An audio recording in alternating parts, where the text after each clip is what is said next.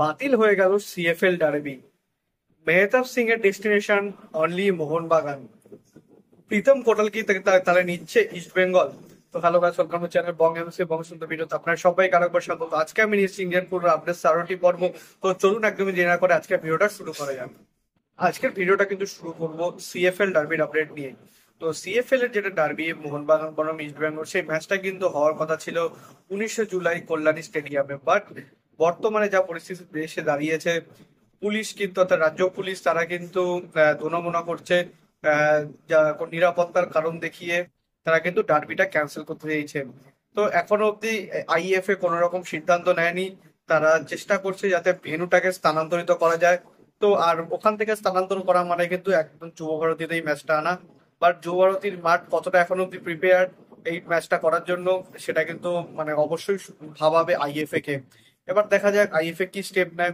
দুটো ম্যাচের আগে কিন্তু দুটো দল দুরকম পজিশনে আছে। মোহনবাগান কিন্তু 5 ম্যাচ খেলে তারা কিন্তু 10 পয়েন্টে আছে, এবং ইস্ট বেঙ্গল একটা ম্যাচ কম খেয়ে কিন্তু 5 পয়েন্টে আছে। সুতরাং মোহনবাগান স্লাইট একটুখানি হলে অ্যাডভান্টেজ কিন্তু পাবে বলে আমার মনে হয়। তো এই ডার্বি ম্যাচ ঘিরে আপনাদের কি আহ, মানে এক্সপেকটেশন প্রেডিকশন আমাকে কিন্তু অবশ্যই কমেন্টে জানাবেন।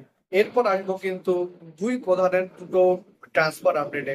তো ইস্ট বেঙ্গলের সঙ্গে কিন্তু একটা নাম অনেকদিন ধরে কিন্তু জড়ানো হচ্ছিল, বেশ কয়েকদিন ধরে। তিনি হলেন প্রীতম কোটাল। প্রীতম কোটাল কিন্তু বর্তমানে চেন্নাই সিটি এফসি তাদের কিন্তু চুক্তিবদ্ধ খেলোয়াড়, এবং তার সঙ্গে কিন্তু 2027 সাল অব্দি চুক্তি রয়েছে। বাট গত কয়েকদিন ধরে রুমার শোনা যাচ্ছিল তিনি নাকি ইস্ট বেঙ্গলে আসতে পারেন। কারণ কি ইস্ট বেঙ্গলে যখন অভিষেক সিংকে যখন তারা পায়নি, তাহলে কিন্তু প্রীতমকে নাকি তারা নিতে পারে।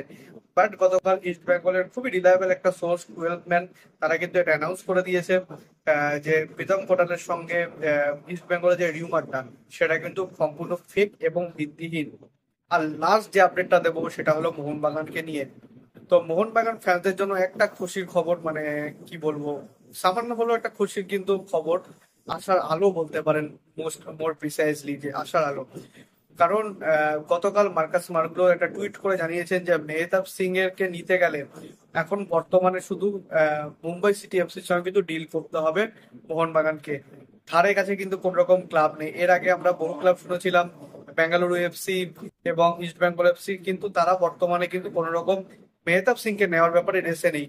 মেহতাব সিং কে নেওয়ার ব্যাপারে রেসে অনলি রয়েছে ওয়ান এন্ড অনলি মোহনবাগান। অর্থাৎ মোহনবাগান ছাড়া মেহতাব সিং কে কিন্তু বর্তমানে কেউ চাইছে না। আর মেহতাব সিংও কিন্তু একমাত্র মোহনবাগানে যেতে কিন্তু ইন্টারেস্টেড। তো এটা কিন্তু মোহনবাগান ফ্যানদের জন্য বেশ একটা খুশির খবর। মোহনবাগান এই ডিলটা নিয়ে এখন অব্দি কোনো রকম মুভ করেনি। তখনই তারা মুভ করবে যখন আইএসএল এর ভবিষ্যৎটা সিকিউরড হবে।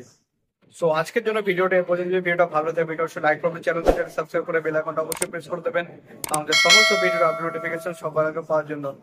এছাড়া আপনারা সোশ্যাল মিডিয়া হ্যান্ডেল ফলো করতে পারেন, লিঙ্ক এবং ডিসক্রিপশন ফার্স্ট কমেন্টে দিয়ে রাখবো। সো নেক্সট চ্যানেল ফলো দেব। আর দেখা হচ্ছে পরের ভিডিওতে। আপাতত বাই বাই।